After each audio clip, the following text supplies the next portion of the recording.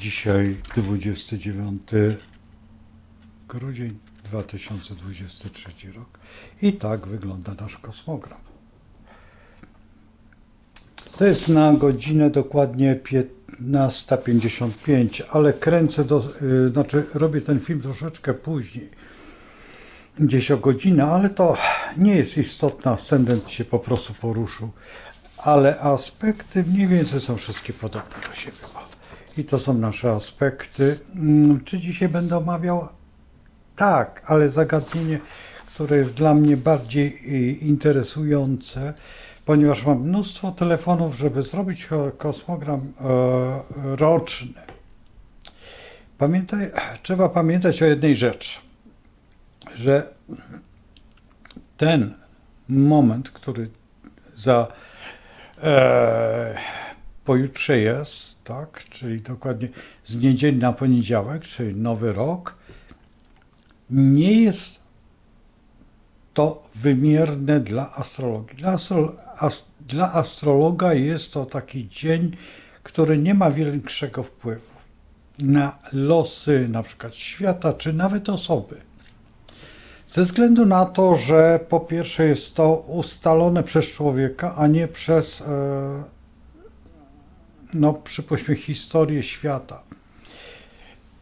Najważniejszym momentem jest 21 marzec, kiedy jest rozpoczęcie nowego roku, czyli wejście Słońca do znaku Barana.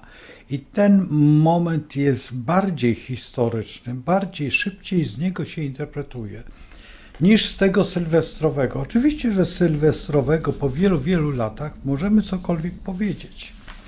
Ale teraz indywidualnie każdy przecież ma swoje słońce, każdy ma swój akurat dzień urodzin. I ten dzień urodzin wcale nie jest najważniejszym dniem. Najważniejszym dniem jest przejście przez ascendent. Teraz ktoś powie, no tak, ale jak ja nie mam ascendentu. Można go wyliczyć. Można zrobić tak kosmogram. To, co słyszycie, to właśnie chodź skarbie, chodź.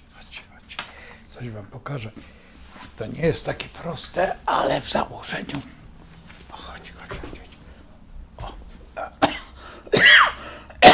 To jest właśnie mój ukochany halcik. O, tutaj pokazuję. Ojejku, jaka ty jesteś już duża. Popatrz. Tak. No trudno, ona też musi się pokazać, ona jest śliczną dziewczynką. Ja nie chcę, tutaj mam kamerę stacjonarną, także nie chciałbym poruszyć tą kamerą, a nie chcę, tutaj położyła. Jesteś kochana. I teraz tak, mamy ascendent. Ascendent to jest ten punkt, który można go wyliczyć. Można, jeżeli jest, kiedyś były kłopoty, dzisiaj już z tym ascendentem raczej nie powinno być kłopotów, zawsze się udaje. Ja już kilkadziesiąt kosmogramów zrobiłem osobom bez ascendentu. Oczywiście rzadko to robię, ze względu na to, że to jest dosyć dużo pracy. Chociaż dzisiaj, w dzisiejszych czasach i teraz tak, następna rzecz, to jest ascendent. Jest w związku z tym, jeżeli w ogóle mamy ascendent, możemy znaleźć, co kieruje danym kosmogramem. A co kieruje? No przede wszystkim planety, ułożenie planet, postawienie, na przykład tak jak tutaj w tym kosmogramie, proszę zwrócić uwagę, najważniejszą planetą, i teraz trzeba by się zastanowić, czy jest Saturn, czy jest Neptun. I teraz zobaczcie, popatrzcie sobie, to jest akurat dzisiejszy dzień. Czy żart, czy kpina? Neptun to kpiny. Saturn to żart. Czy żart? No jeżeli ktoś podchodzi do czegoś i w taki sposób saturniczny i chce karać za coś, czego nie ma, czego nie powinno być, co jest obłożeniem po prostu świadomym. I teraz zwróćcie uwagę, że ten Saturn jest w 9. sektorze, a nie 9. Skąd wiemy, że 9? Proszę zwrócić uwagę, to jest taki mały strzelec. Tutaj i stąd wiemy. Neptun jest 10, więc kompletna iluzja. Teraz zwróćcie uwagę, we wodniku jest Jowisz, Uran. Ktoś powie, no tak, ale proszę pana, to tamto o 10. Okej, ascendent się poruszy. Ja nie mówię i będzie ciągle tak samo. Czyli ascendent może się poruszyć, to wszystko się może poruszyć, ale planety nie poruszą się i akurat ta chwila, w tym dniu, księżyc się porusza, ale niewiele. Niewiele. To jest, ja kiedyś pokażę, jak to się wszystko porusza, pokażę, jak to wygląda. I teraz tak, dla mnie najmądrzej jest robić kosmogram nie tak, jak robił profesor Leszek Werec na 7 lat. Ja uważam, że lepiej zrobić na 2 lata. Dlaczego?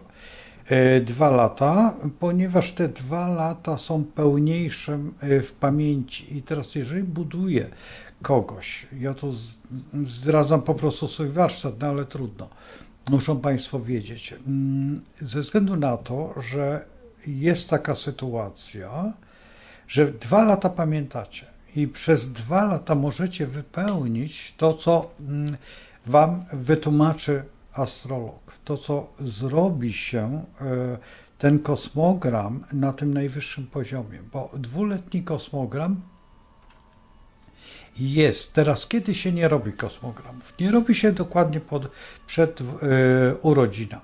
Najlepiej na 3 miesiące, 4 miesiące przed urodzinami nie robić kosmogramów. Poczekać do urodzin, do swoich urodzin. Jeżeli jest możliwość zbadania u astrologa, na przykład astrolog sam powie, że lepiej by było zrobić wtedy i wtedy, tak jak ja mówię. Dlaczego?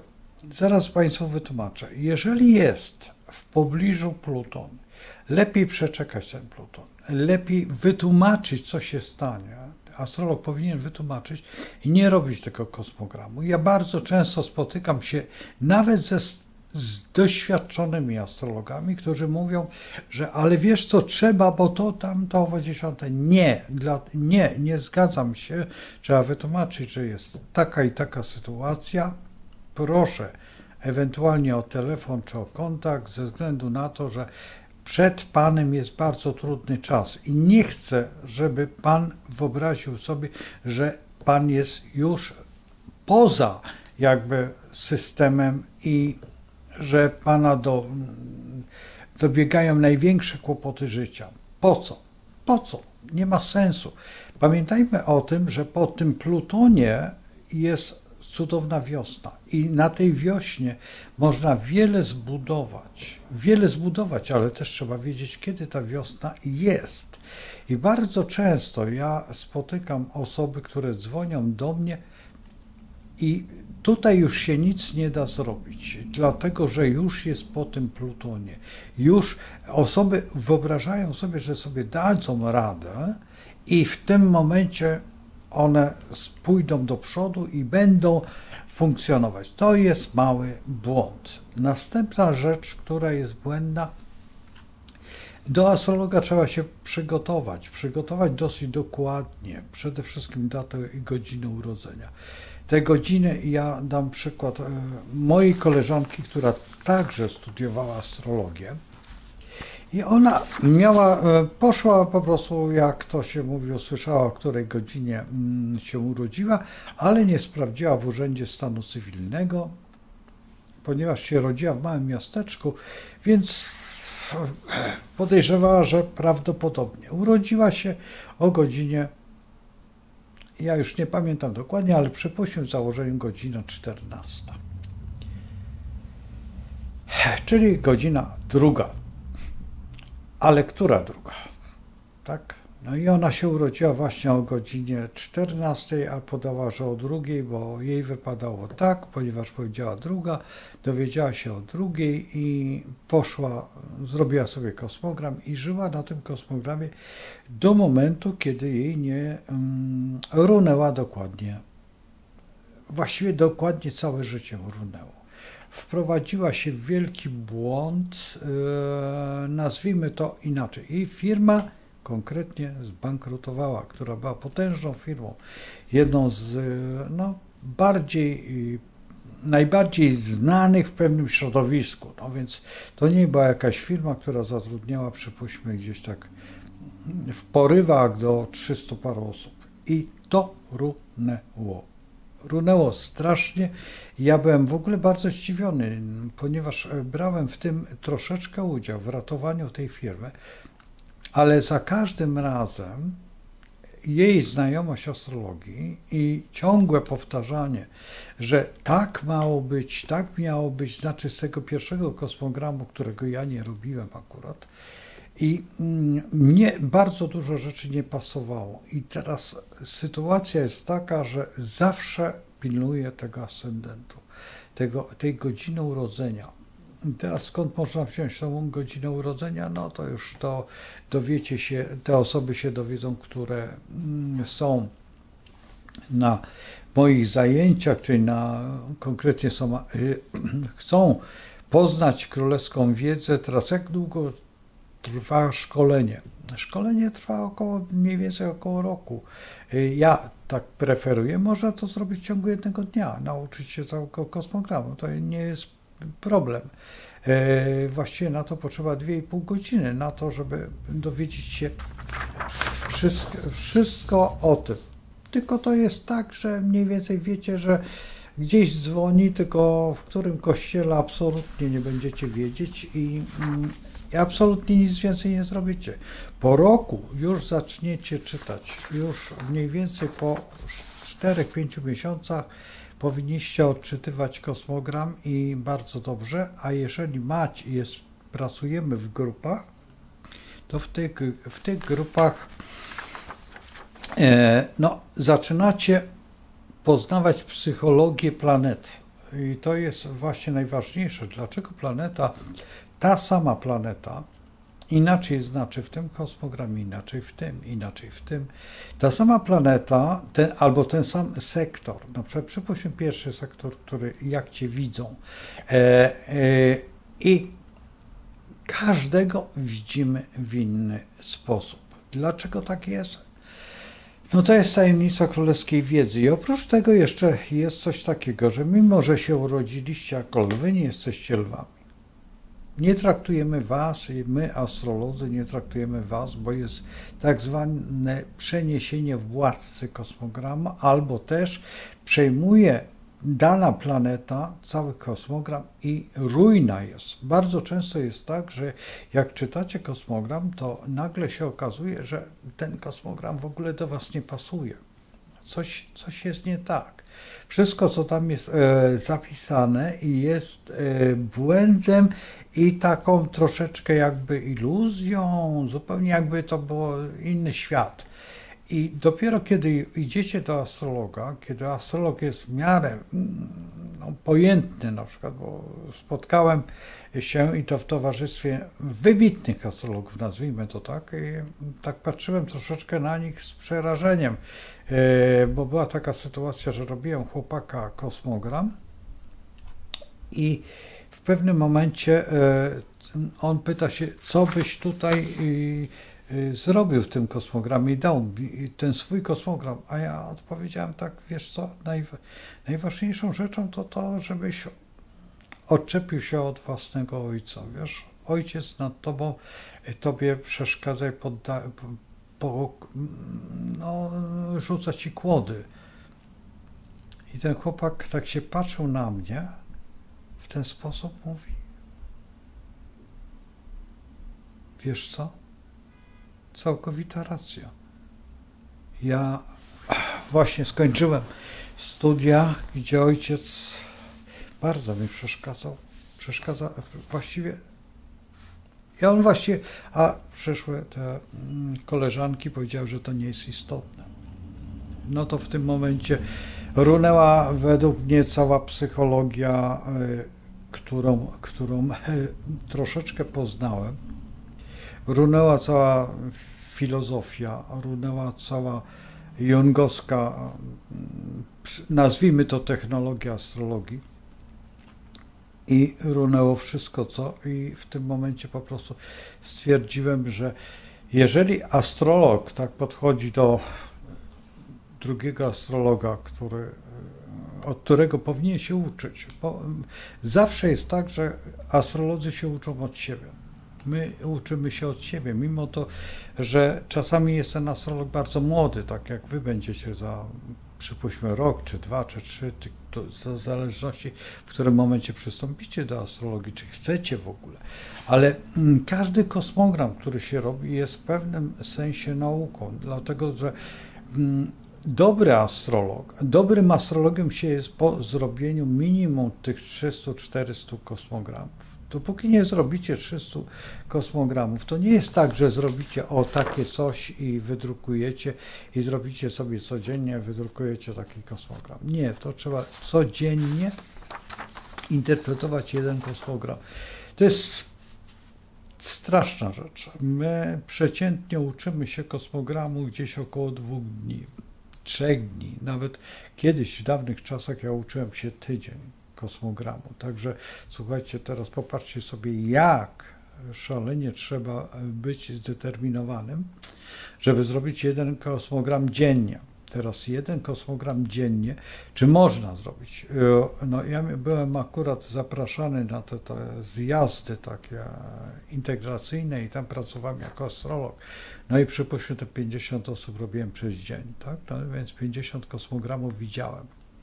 Czy to jest kosmogram? Nie. To jest szukanie najważniejszych spraw w tym kosmogramie. Ten kosmogram jest najważniejszy. Ja już wam dzisiaj powiedziałem kilka słów na temat tego kosmogramu, już chyba wiecie, o co chodzi. I jeżeli znacie politykę, jeżeli przeglądacie dziennik, to już wiecie, bo mam nadzieję, że w Offsetce będziemy robić tak zwany dziennik. Dziennik dosłownie. Tylko będziemy robić to troszeczkę inaczej. Ja bym chciał tak robić, tak planowane było to, że będziemy robić w Offsetce tydzień, czyli dokładnie co będzie w tym tygodniu. Dlaczego? Dlatego, że po prostu zebrać 2 ludzi, na przykład historyka i polityka, i w tym momencie zacząć historycznie i politycznie rozmawiać i rzucić to na deski i porozmawiać sobie o tym, a w dodatku do tego tematu właśnie ja bym wolał się nie przygotowywać, żeby to było na gorąco, żeby to było takie ciepłe, tylko jak to będzie ciepłe, to będzie no troszeczkę w czasie. Jeżeli będzie mogło pracować ze mną 2 asystentów, to znaczy osoby, które się znają na astrologii, ja będę rozmawiał, no to by była rewelacja, tylko słuchajcie, to chyba raz w miesiącu będzie można to zrobić. Dlaczego? Zaraz wam wytłumaczę. Dlatego, że popatrzcie, ten układ planet, planeta Jowisz jest co 12 lat, Uran co 82 lata, teraz 82 lata i 12 lat. I teraz, żeby były te planety blisko siebie, no, w założeniu, to jest jedna rzecz. Druga rzecz, że może być tak samo ustawione planety na przykład w Baranie. Mogą być w bliźniętach, mogą być po opozycji w Skorpionie i wtedy dopiero zaczynamy interpretację. A jeżeli oni dostarczą to, a historyk dostanie daty, które są, tutaj są te daty wypisane dokładnie na dole, no to wtedy historyk może sobie ocenić tą sytuację, a polityk, czy ta osoba, która się zajmuje polityką, może to łącznie ze mną zinterpretować, co będzie, jak to jest, ponieważ on jest na czasie. Historyk nie musi być na czasie. Historyk ma pamiętać, co było. Najmądrzej by było, jakby był to historyk archiwista, bo historycy na ogół są bardzo wąscy w temacie, no więc to też jest sprawa.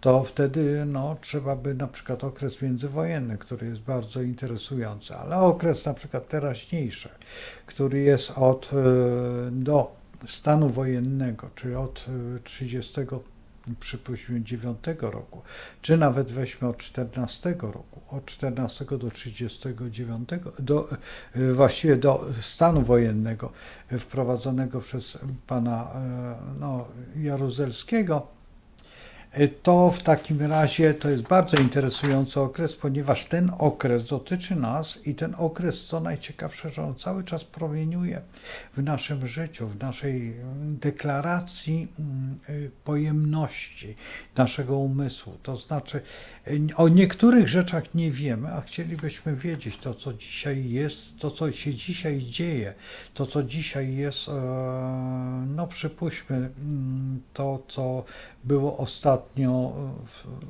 w kuluarach naszego Sejmu, co się odbyło i jak to wygląda, kto ruszył pewne, no nie gasa, pyła, potem to wszystko, to trzeba wiedzieć i to są podkłady, które o dziwo potem są rozpromienione do czerwoności i nikt nie rozumie dlaczego, bo tu jest sedno, że astrologia fantastycznie pokazuje te momenty, fantastycznie pokazuje te działania, które są na przykład działaniami, o tutaj macie, tutaj Słońce jest w koziorożcu, ale ponieważ to jest w 12 sektorze, a w pierwszym sektorze dla Słońca jest Pluton i to już świadczy o czymś, to świadczy o tym, że właśnie i to, co się dzieje w tej chwili, w tej przestrzeni politycznej i światowej, to, co wczoraj mówiłem o panu prezydencie w Stanach Zjednoczonych, zarówno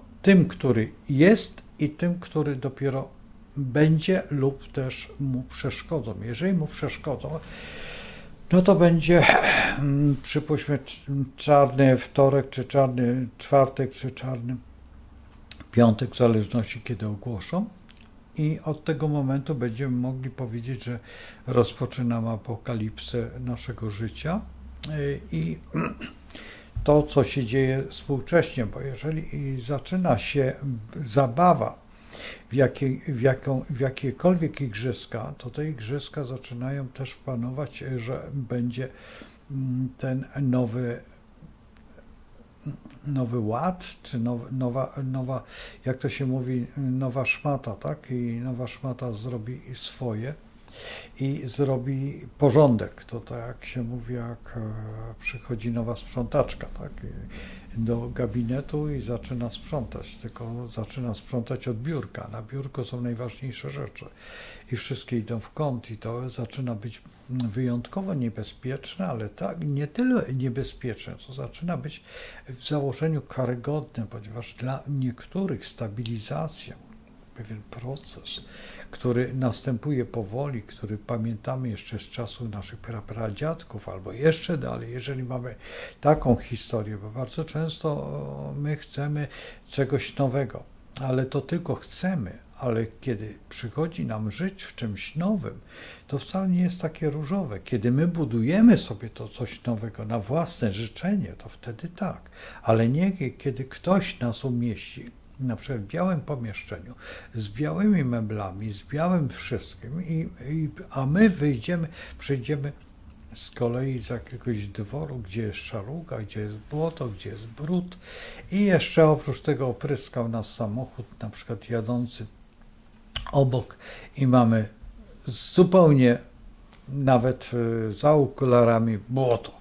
No więc wtedy wiemy, o co chodzi, musimy przyjść do tego białego domu i zdjąć to wszystko i zaczynamy, mimo że się rozbieramy, mimo że mamy wszystko do wymiany, musimy zmienić całą swoją odzież, stać się w założeniu, no nie mówię innymi postaciami, bo to nieprawda, ale przynajmniej założyć ten nowy mundurek i w tym mundurku, a ten mundurek wsadzić w całości do jakiejś tam pralki, czy gdzieś tam schować w odpowiednim miejscu, żeby on po prostu wysuszył się, żeby można było to zetrzeć, no, w zależności co się nosi, tak, no bo jeżeli coś można tylko spłukać, to w porządku, albo buty wypastować, czy tam wysuszyć te buty, czy jeszcze coś innego zrobić. Zresztą to jest mnóstwo wersji i kolorytów, bo przypuśćmy można chodzić całą zimę tylko wyłącznie w śniegowcach. Osobiście takie buty właśnie teraz ostatnio zakupiłem, ze względu na to, że właśnie mam swoją tutaj koleżankę, która przed chwilą występowała w programie i ona lubi sobie pochodzić, a ja też lubię razem z nią pochodzić, niezależnie od pogody, niezależnie od, no więc mam takie buciki, które mogę sobie założyć i wejść w każdą kałużę, jaka jest w okolicy. Albo na przykład jakieś błocko, czy śnieg, czy tam jeszcze bereje, nazwijmy to obojętnie jak, i nic się nie stanie. I teraz wyobraźcie sobie, że zachlapaliście sobie ściany, zachlapaliście sobie podłogę i musicie to wszystko zetrzeć, bo chcecie być w tej bieli, w tej czystości. I stracicie czas. Tracicie czas nie na to, co potrzeba. I teraz zobaczcie, ktoś was umieścił w tym super białym pomieszczeniu, nieprzygotowanym w ogóle na takie zwierzątko, na takiego przyjaciela życia i jesteście w tym niewolnikami przestrzeni. I teraz ktoś wam stworzy taką niewolniczą przestrzeń i ta niewolnicza przestrzeń będzie was zagarniać w każdym centymetrze, w każdym calu, w każdej chwili. I teraz, czy chcecie? Ja osobiście takiego czegoś nie znoszę, bo dla mnie jest to strata czasu. Kiedy mam mieszkanie przygotowane do tego, żeby ten mój przyjaciel istniał razem ze mną, ja już mam od wielu, wielu lat, bo ponad prawie 50 lat hoduję psy i te psy mam cały czas i rozpocząłem swoją karierę od Afganów, właściwie od harta afgańskiego, z którym jeździłem na wystawy, z którym zdobywałem pierwsze, drugie, trzecie miejsca, czasami nawet bezocenne. No ale to już jest inna rozgrywka. W dzisiejszych czasach to już w ogóle jest to bardzo dziwne. A z kolei tutaj harciczka jest sprowadzona z bardzo daleka, bo no nie chcę mówić na razie gdzie będziemy, jak będziemy na wystawie, to będziemy ją pokazywać. Jest to no, czarne harty, borzoje są źle widziane, ale to w Polsce jest zaledwie kilka, na całe szczęście. Zresztą zawsze się specjalizowałem ja w czarnych hartach. Miałem Afgany też czarne i harcicę białą tutaj, ale pierwsze moje harty były dwa czarne plus czarny podpalany jeden był i harcica była biała. W tej chwili też będziemy szykować jeszcze jeden kolor do tej naszej harcicy, jakąś koleżankę czy partnera. Zobaczymy jeszcze, jak to będzie wyglądać. W tej chwili urodziły się w tej hodowli harty, ale czy weźmiemy z tej hodowli, nie wiem, zobaczymy. Mam nadzieję, że dopiero w przyszłym roku będziemy brać, ponieważ to nie są harty po tym samym ojcu. Ojciec zmarł. Gdyby były po tym samym ojcu, może byśmy się zdecydowali, a był to jeden z najpiękniejszych psów świata, hart. On był srebrny, przepiękny. Nie wiem, czy słyszycie.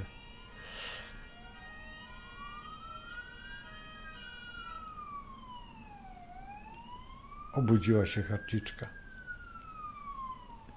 Szkoda, że nie mogę tego sfilmować, bo tam jest, nie razi tak światło jak tutaj. I to wszystko tak jest. No więc tutaj, teraz patrzmy na dalszy ciąg moich tutaj wywodów i opowieści, że wróćmy do kosmogramu oczywiście. I kosmogram oczywiście, że warto. Tylko zapamiętajcie jeszcze jedno. Pomyślcie po co. Po co wam jest potrzebny ten kosmogram? Kosmogram jest przede wszystkim dla osób bardzo aktywnych. A osób, właśnie kilka dni temu był tutaj kolega, który chciałby aktywizować się, tylko jeszcze nie wie w czym. Nie ma tak.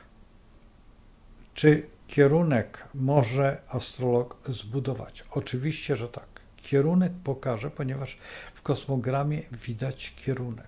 Działanie, w jakim kierunku podążać. Tak jak w tej chwili, proszę zwrócić uwagę, no, gdyby to była postać, tak, w założeniu, to zwróćcie uwagę, że w tym miejscu jest Saturn. I Słońce jest w pierwszym sektorze i w piątym sektorze jest tutaj dokładnie, przepraszam, w drugim sektorze jest, wszystko pomyliłem.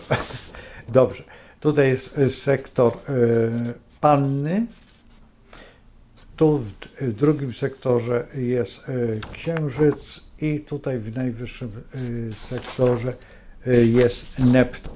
I teraz no muszę poprawić się.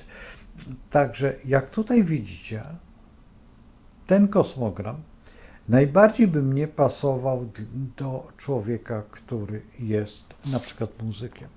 I proponowałbym na przykład skrzypca. Bardzo trudne. I teraz, czy 50-latkowi takiemu bym zaproponował? Tak, dlatego że na skrzypcach można się nauczyć grać, tak rzępolić, ale przyzwoicie w ciągu 2 lat spokojnie, jeżeli jest dobry nauczyciel. Zresztą będziemy rozmawiać tutaj z nauczycielem, ja już rozmawiałem i w offsetce będziemy rozmawiać o tym. I teraz jak wygląda to, jeżeli jest to pasja życia, na przykład jak tutaj u tego człowieka by była to pasja życia, żeby mógł sobie pograć. Teraz jakby życie mogło go poprowadzić? Oczywiście życie mogłoby go poprowadzić na przykład w rzemieślnika. I w rzemieślnika na przykład w założeniu chociażby fryzjera. I teraz fryzjera, który odnosi sukcesy na pokazach mody, tak jak Antoine Cieplikowski, którego, no dobrze. I przypuśćmy tak, tutaj ta postać, jeszcze jest kilka w Łodzi postaci takich wielkich, i w Warszawie też, i w Krakowie, i w ogóle w świecie, którzy wykonują rzecz niezgodną jakby ze swoim kosmogramem, tak by się wydawało, a jednak. Dlaczego? Dlatego, że to jest artyzm. Jeżeli pójdziemy w to rzemiosło, które buduje się tutaj, i to rzemiosło, że tutaj ma być artystyczne, w dodatku jeszcze Saturn, a Saturn też daje w pewnym sensie takiego niedouczonego lekarza, no więc jeżeli zostanie się cyrulikiem, a kiedyś cyrulik pełnił też pewne medyczne, na przykład do cyrulika się szło wyrwać zęby, czy na przykład z jakimś tam czyrakiem i on tam tą brzytwą przecinał, wyłuszczał tam to paskudztwo, czy coś, czy nawet słyszałem o takich cyrulikach kiedyś, dawnych czasach, że potrafili zaszyć ranę. No i mamy dokładnie takiego, przypuśćmy, człowieka, który dzisiaj, zresztą co to ukrywać, ale w zakładach tych fryzjerskich są zakłady czasami kosmetyczne i na przykład tutaj robienie paznokci, nie wiem, czy mężczyźni robią chyba tak, chyba też przeszło to już na mężczyzn. Ja osobiście no nie dbam o dłonie jako człowiek, który jest plastykiem, bardzo często nie zauważam, czasami mam brudne dłonie od farby, no trudno, takie jest życie.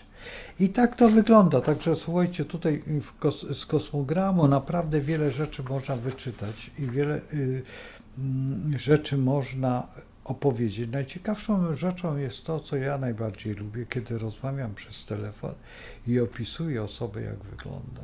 To jest najciekawsze. Czasami oczywiście, że są zmyłki tak zwane, bo mówię, że osoba jest wysoka, a jest bardzo niska. Tak, ale wtedy muszę się dowiedzieć, bo wtedy jakby inna jest historia kosmogramu. Wtedy zupełnie inaczej wygląda kosmogram.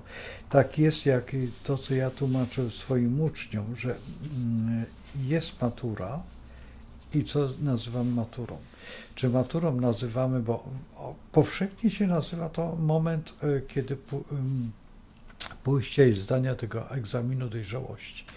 Ale egzaminem dojrzałości także jest pójście dziewczyny z chłopakiem do łóżka i na przykład jak się coś nie uda, tak, to jest tak zwana wpadka i jest to egzamin dojrzałości. Oni dojrzeli płciowo i popełnili no jakieś tam i są konsekwencje tego. Matura, jako matura ta szkolna, też jest konsekwencją, że możecie iść na studia. Dla mnie to jest obojętne i bardzo często trzeba się zastanowić i pytanie, no nie jest zbyt ładne, czy pani ma maturę, czy pan ma maturę, no to nie jest ładne, ale w trakcie interpretacji mogą wypłynąć takie rzeczy, że na przykład z maturą było kiepsko i co wtedy? No i wtedy albo na przykład osoba nie doszła nigdy do matury, a doszła na przykład do czegoś innego i jest, czy jest szczęśliwa? Bo pytanie, bo od razu bardzo często do mnie są takie zarzuty, że wie pan ciągle wysyła kogoś do szkoły, a lepiej wysłać do szkoły, czy lepiej, żeby życie przeszkoliło? Pytanie bardzo proste i odpowiedź jeszcze prostsza. Zawsze lepiej iść do szkoły, niż ma życie testować kogoś. A życie testuje, jak wiecie, bardzo dokładnie i bardzo miło.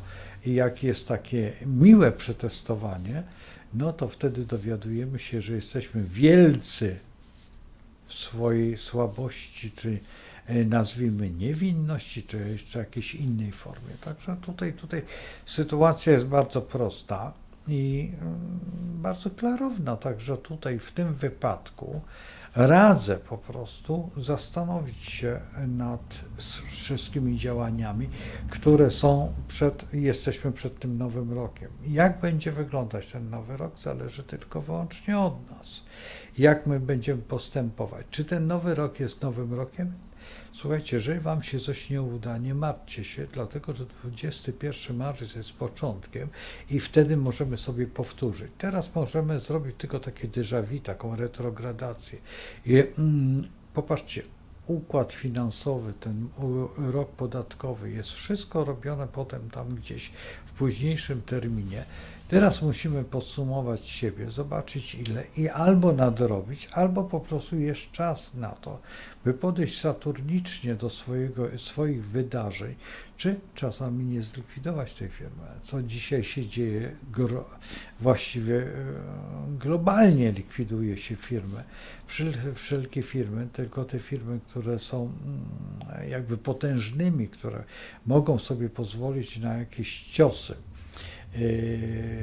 fiskalne w założeniu i dać sobie radę, a tak to ogólnie rzecz biorąc jest raczej tragicznie na rynku. Czy można ratować astrologicznie, bo ktoś się zapyta. Bardzo często mam takie ratowanie, tylko pamiętajcie o tym, że już upadłej firmy się nie uda uratować. Ale jest możliwość zlikwidowania tej firmy i założenia nowej. No to jest żaden problem, albo nawet przymknięcia jej na jakiś okres, stworzenia jakby resetu. Ja kilkanaście razy resetowałem firmę i na przykład te największe firmy, te, które znam, które są prowadzone przez astrologów i one były resetowane, znam taką firmę, tutaj akurat łódzka jest to firma, która resetowała 4 razy. Aż wreszcie doszła do ogromnego aplauzu i każdy ją zna właściwie, jeżeli chodzi o Polskę i świat. Także to można zbudować właściwie wszystko, co jest i w odpowiednim sposobem, ale trzeba mieć odpowiednią ekipę i też w kosmogramie musi być to zaznaczone. To nie ma tak, że zrobimy sobie, że panie astrolog, niech pan mnie ustawi tak, że ja będę miał firmę. Nie, tak nie jest. To nie jest takie proste. Tak jak nie jest proste znalezienie żony dla mężczyzny, tak dla kobiety nie jest znalezienie.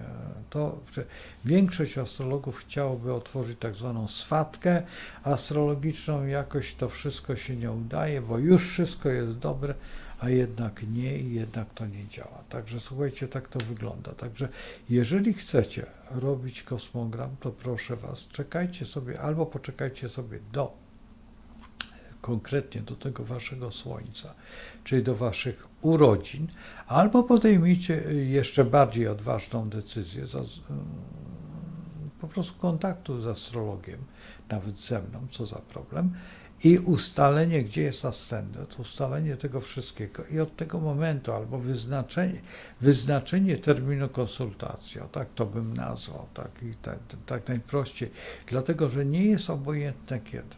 Nie jest obojętne. Ja miałem teraz niedawno klientkę i przeniosłem ją na dłuższy czas, dlatego, że wolę zrobić to później. Powód też, ja miałem mało czasu, ale w tym kosmogramie nic się nie zadzieje złego, żeby przenieść to w czasie, żeby powtórzyć ten kosmogram na przykład za 3 czy 5 miesięcy, czy za 6.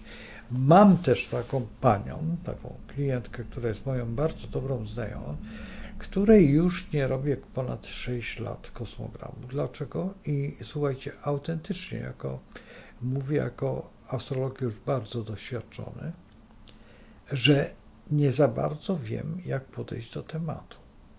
Dlaczego? Dlatego, że jest to osoba urodzona, no mogę zdradzić, tutaj nikt nie będzie wiedział, o co chodzi, w byku i ma specyficzny bardzo zawód i specyficznie podeszła do swojego życia. I z jednej strony nie chciałbym zburzyć tego wszystkiego, co jest, bo nie jest źle, a wokół otoczenie jest, nazwijmy to, tragiczne. Więc ona tutaj cały czas jest na powierzchni, mimo że to otoczenie jest takie no niezbyt ciekawe. Także tak to wygląda. Ja zawsze zastanawiam się i zawsze tłumaczę, jak to zrobić, jak to zbudować, jak to sobie tam zrealizować. Także w tym wypadku tutaj radziłbym mocno przestrzegać pewnych reguł, nazwijmy to dekalogu naszego życia, ze względu na to, że można sobie coś zrobić sobie kuku, nawet dzięki kosmogramowi, ponieważ bardzo często te kosmogramy budują nas, a my nie mamy siły zbudować siebie. I to jest najtrudniejsza rzecz. Zresztą sami widzicie, te osoby, które mnie śledzą, że ta offsetka bardzo długo trwa. Ja się wcale nie denerwuję, wcale się nie irytuję, bo ona jest. Ona jest w moim umyśle, ona jest wśród moich znajomych, ona cały czas funkcjonuje i ona, mimo to, że jej nie widać, mimo że ona jest gdzieś odstawiona na przykład dla państwa, dla widzów, gdzieś tam poza, ale ona produkuje, produkcja jest cały czas. Produkcją jest chociażby to dzisiejsze moje tutaj, ta moja dzisiejsza wypowiedź.